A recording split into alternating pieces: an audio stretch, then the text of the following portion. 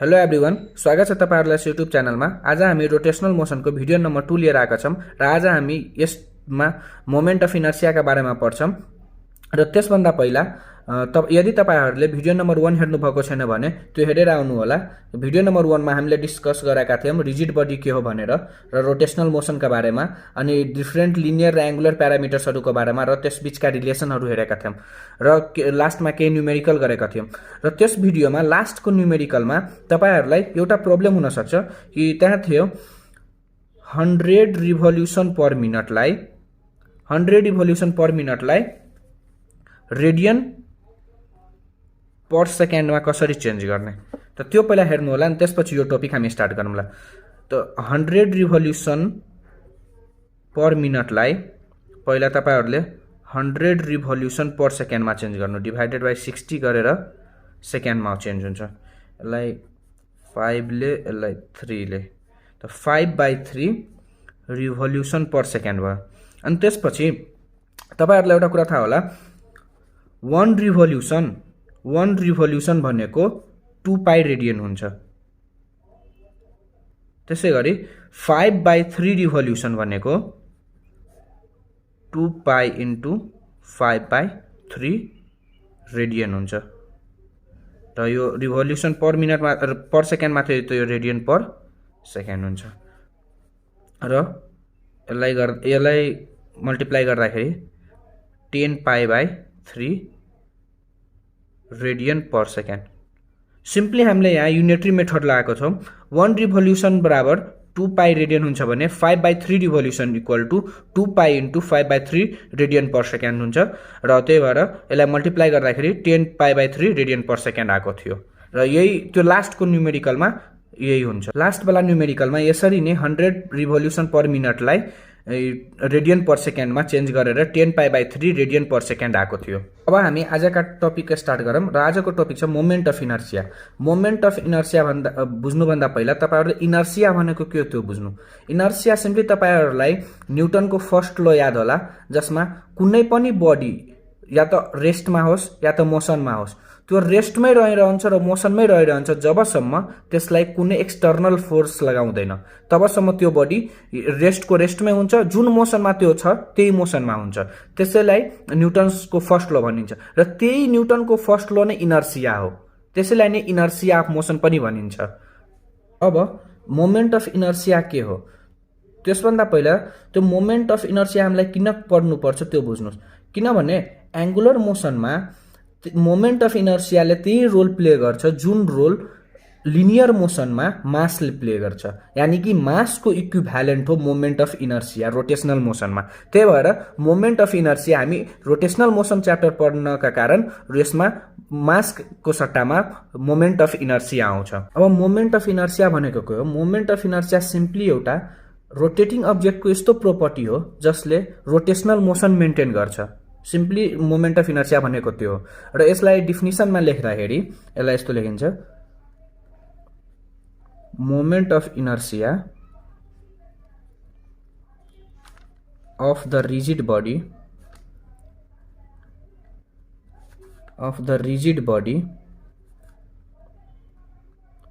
about an axis of rotation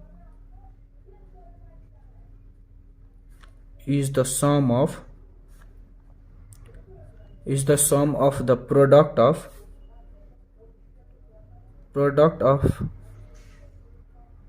masses and square of their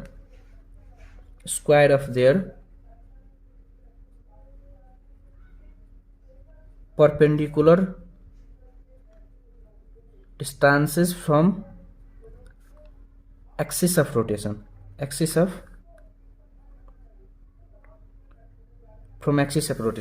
यानी कि moment of inertia I equal to moment of इनर्सियालाई I ले denote गरिन्छ। Moment of inertia I equal to summation I equal to 1 to up to n mi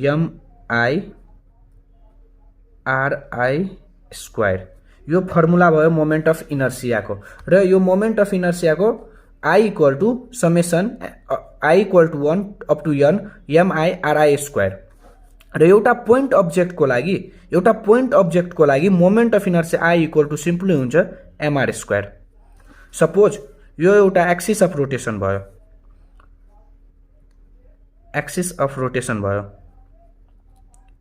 rotation र यो एउटा point हो, यो एउटा पोइन्ट हो र यो पोइन्ट एक्सिस अफ रोटेसन देखिको परपेन्डिकुलर डिस्टेन्स सपोज r हो र यो पोइन्टको मास m छ, त यो पोइन्टमा moment of inertia i equal to mr square हुन्छ।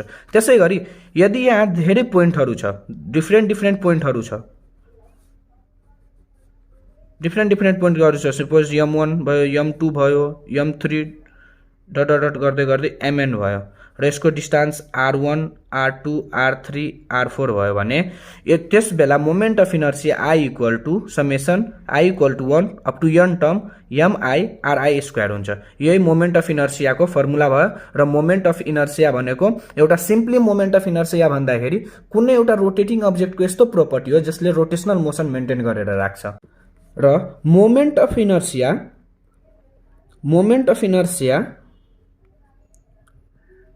Inertia I equal to mr square हुन्छ र यसको SI unit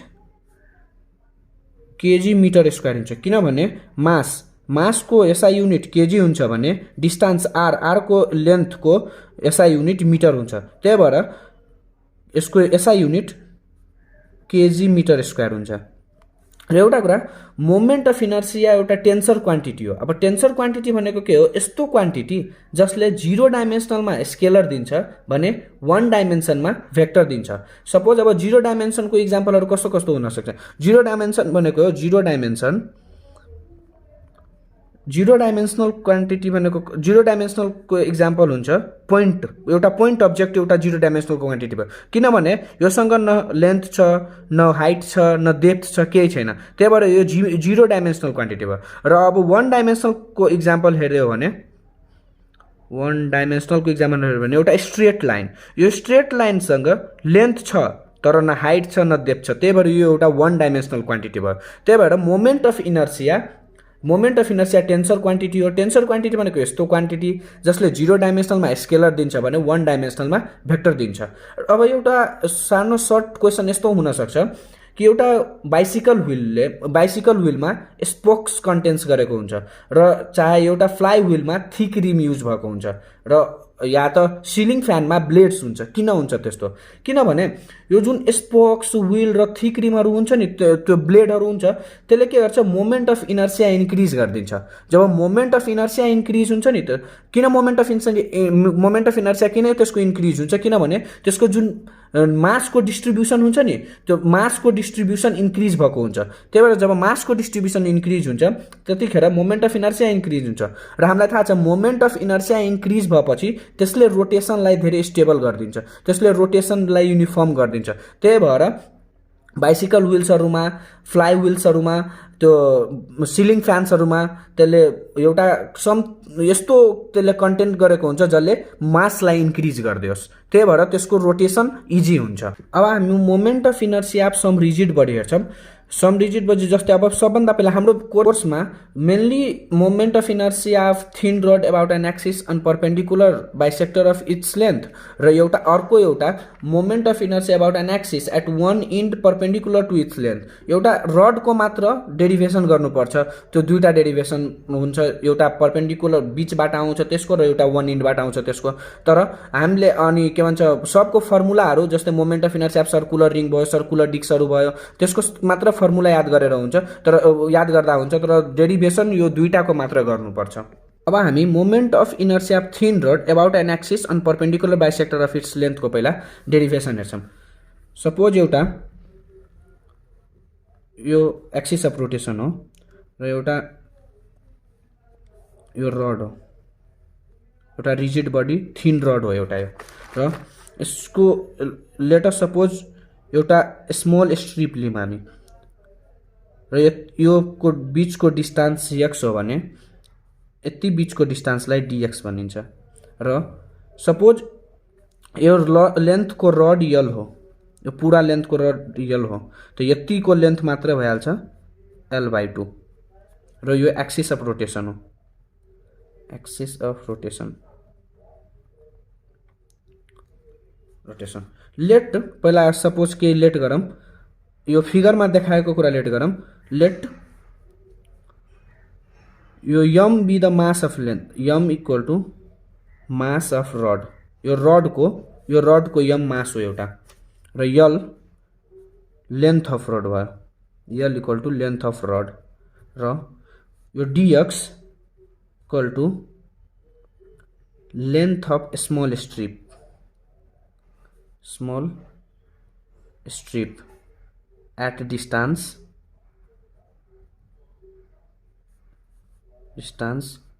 x from axis of rotation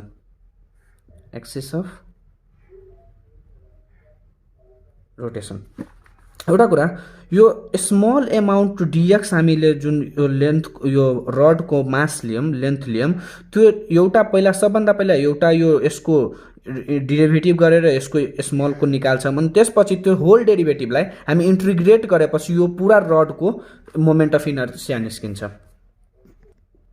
र अब पहिला यहाँ मास पर युनिट लेन्थ लेखौं mass per unit length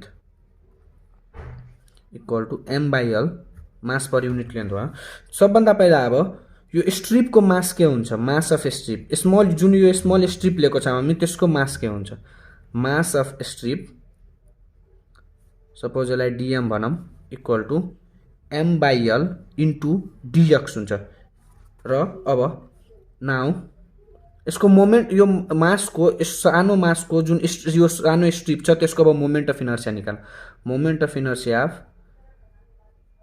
small strip let us suppose di equal to यसको dm इन्टु x स्क्वायर किनभने m r स्क्वायर r को सट्टा यहाँ यसको डिस्टेन्स x छ त्यही भएर m r square x square भयो अब यसलाई di इक्वल टु dm को ठाउँमा हामी dm इक्वल टु m/l छ m/l इन्टु x स्क्वायर र m/l इन्टु dx भयो नाउ अब पूरा यो रडको मोमेन्ट अफ इनर्शिया निकाल moment of inertia of rod I equal to अब एउटा सानो निकाल्नलाई सब हामीलाई एउटा कुरा थाहा छ कुनै अब्जेक्टको सानो पार्ट निकाल्नलाई हामीलाई डेरिभेटिभ गर्नुपर्छ भने होल पार्ट निकाल्नलाई त्यही डेरिभेटिभलाई इन्टिग्रेट गरिदियो भने हामीलाई पूरा होल पार्ट निस्किन्छ त्यही भएर अब यसको di को हामीले इन्टिग्रेसन गर्नुपर्छ जस्तै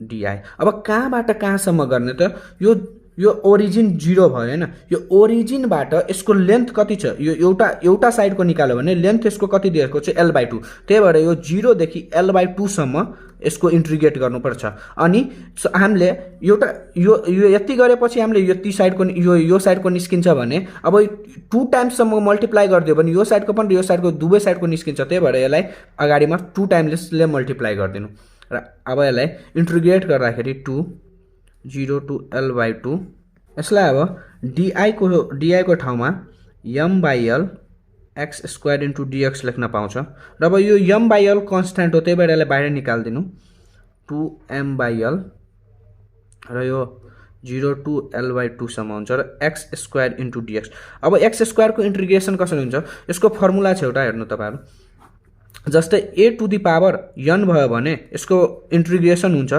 a to the power n+1/n+1 यो इन्टिग्रेसन को फर्मुला हो त्यसैगरी यहाँ अब 2m/l यसलाई इन्टिग्रेट गरिदिनुस् x³/3 भयो x सपोज यो a भयो त a n+1 2 + 1 3 भयो त्यही भएर 2 + 1 लाई तल पनि डिभाइड गरिदिनु र यो 0 देखि l/2 सम्म भयो dx अब यसलाई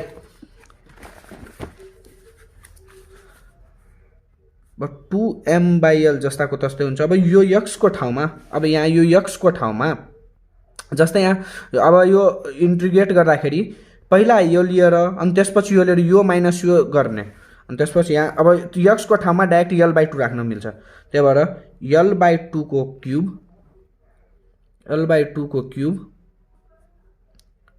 / 3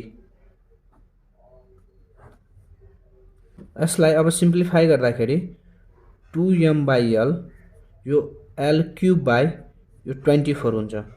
अब यो 2 ले 12 भयो भने अब यसको र यो l ले एउटा l जान्छ भने ml²/12 हुन्छ। यो moment of inertia of a thin rod about an axis on perpendicular bisector of its length, यसको मोमेन्ट अफ इनर्सिया I = यति हुन्छ।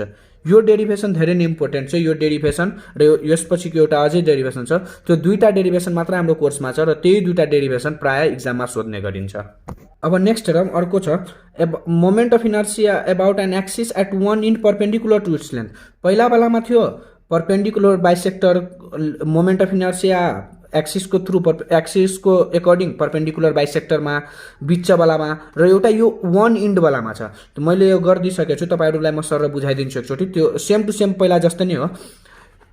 एउटा रड लिम, त्यसको एउटा सानो स्ट्रिप काटौँ र त्यसको त्यो बिचको एक्सिस अफ रोटेसनदेखि त्यो बिचको डिस्टेन्स x छ भने त्यो मोमेन्ट त्यो स्ट्रिपको डिस्टेन्स dx छ र यसको लेन्थ l छ र m = मास अफ रड भयो र l लेन्थ अफ रड छ र dx length of small strip at distance x from axis of rotation. यो एक्सिस अफ रोटेसनदेखिको यो स्ट्रिपसम्मको डिस्टेन्स x छ र मास पर युनिट लेन्थ m/l भयो भने अब त्यही यसको मास स्ट्रिपको मास निकाल्नु पहिला। त स्ट्रिपको मास dm m/l * dx हुन्छ भने अब त्यसको मोमेन्ट अफ इनर्सिया पहिला यो स्मल स्ट्रिपको निकाल्नु। Moment of inertia of strip di = dm * x² हुन्छ र अब यसलाई di = dm को ठाउँमा m/l * dx लेख्न पाइन्छ।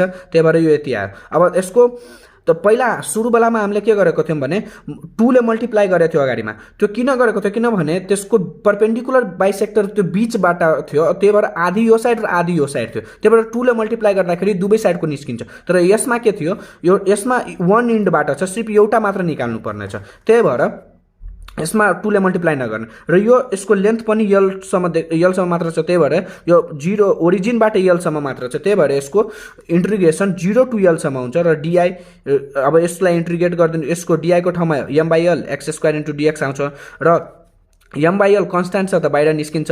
अब यो x² लाई म यहाँ डाइरेक्टली गरिदिएको छु र x² लाई तपाईहरुले यस्तो पनि गर्न सक्नुहुन्छ, m/l x³/3 0 to l र अब यसलाई m/l l³/3 किनभने यो x को ठाउँमा यो l आयो, l - 0 हुन्छ त 0 वाला त क्यान्सल 0 वाला हटि नै हाल्छ। त्यही भएर यो यति आयो। अब मोमेन्ट अफ इनर्सिया I = यसमा आयो m यो ले एउटा कट्छ ml²/3 र यसको अबाउट एन एक्सिस वन इन्डबाट परपेन्डिकुलर टु इट्स लेन्थको ml²/3 हुन्छ र त्यो बिचवालाको जुन परपेन्डिकुलर बाइसेक्टर वाला थियो त्यसको ml²/12 हुन्छ। मेनली हाम्रो कोर्समा त्यो दुईटा डेरिभेसन मात्र सोधिन्छ, तर एमसीक्यूहरुमा त्यो अरु रिजिड बडीहरुको पनि सोधिन्छ। त्यही भएर सबै अलि हाम्रो कोर्समा जति भयो भने त्योहरुको हेर्नु त्योहरुको याद गर्नुस्। म यहाँ हेराइदिन्छु तपाईहरुलाई। Moment of inertia of circular ring about an axis through centre perpendicular its plane, यसको हुन्छ I = mr² हुन्छ भने moment of inertia of circular disc about an axis through centre perpendicular to its plane को I = mr²/2 हुन्छ र moment of inertia of hollow सिलिन्डरको about an axis यसको mr² हुन्छ र moment of inertia of solid सिलिन्डरको about its axis mr²/2 हुन्छ। जहिले पनि हलो सिलिन्डरको सोलिड सिलिन्डर भन्दा बढी हुन्छ मोमेन्ट अफ इनर्सिया। त्यस्तै यहाँ moment of inertia of hollow sphere about an axis through its centre I = 2/3 mr² हुन्छ र moment of inertia of solid sphere about an axis through its centre 2/5 mr² हुन्छ। त्यस्तै गरी यसमा पनि हलो स्फियरको सोलिड स्फियर भन्दा बढी हुन्छ मोमेन्ट अफ इनर्सिया र moment of inertia of rectangular डिस्कको about an axis through its centre perpendicular to its plane I = ½ ma² + b², where a = length र b = ब्रेथ। यति याद गर्नुहोस् मात्र। योहरुको डेरिभेसन पर्दैन, योहरुको डेरिभेसन हाम्रो कोर्समा छैन र हामीलाई चाहिदा पनि चाहिदैन। हाम्रो डेरिभेसन भनेको त्यही दुईटाको थियो, थिन रड वालाको, जुन प्राय एक्जाममा सोध्ने गरिन्छ। र आज हामी आजको लास्ट टपिक हेर्छौं, जसलाई रेडियस अफ जाइरेसन भनिन्छ। जसलाई के ले डिनोट गरिन्छ। यसको डेफिनिसन हुन्छ, it is the distance from axis of rotation to a point, यस्तो point जहाँ whole mass of object is supposed to be concentrated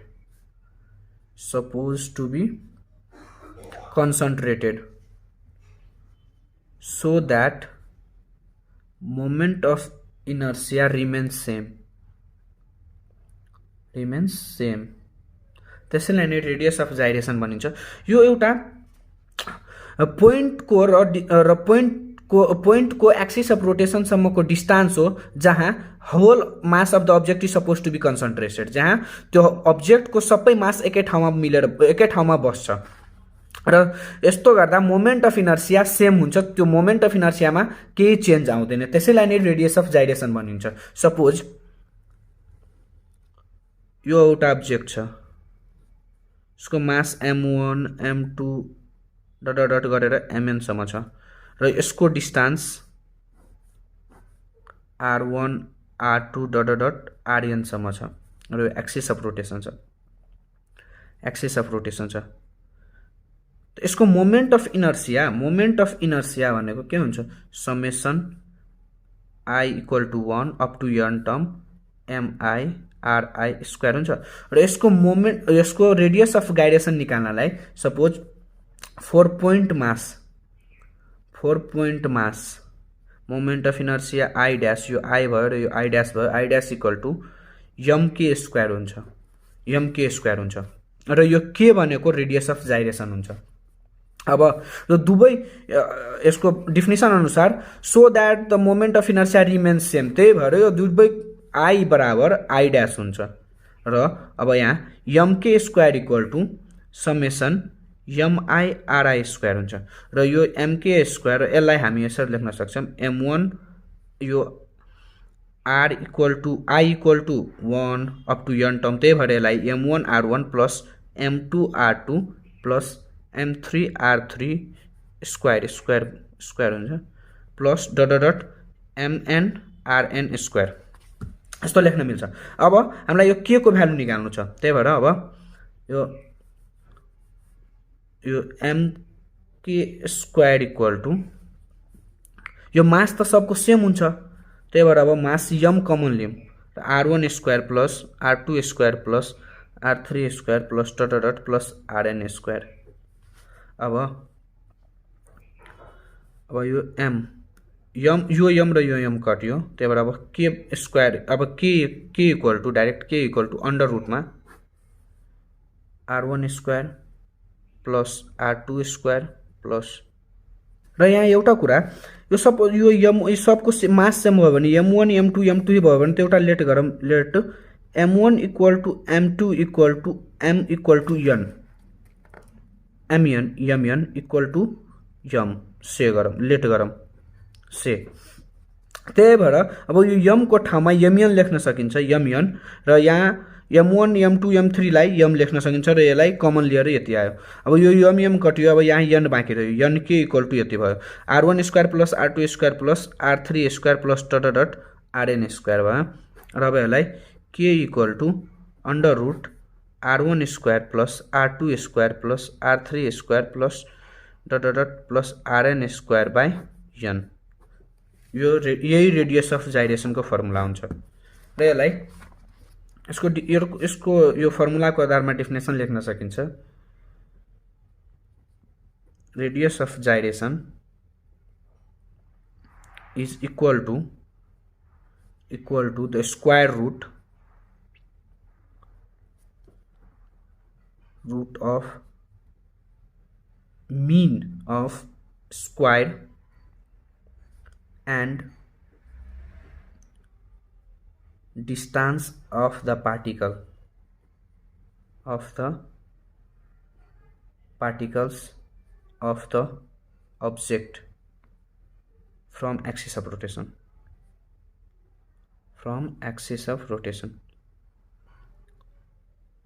यही जुन यो फर्मुलामा छ त्यही डेफिनेसनमा छ, यो फर्मुलाका आधारमा डेफिनेसन लेख्न सकिन्छ।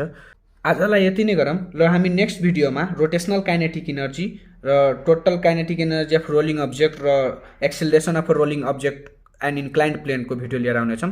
तबसम्मको लागि stay happy and study well. Thank you.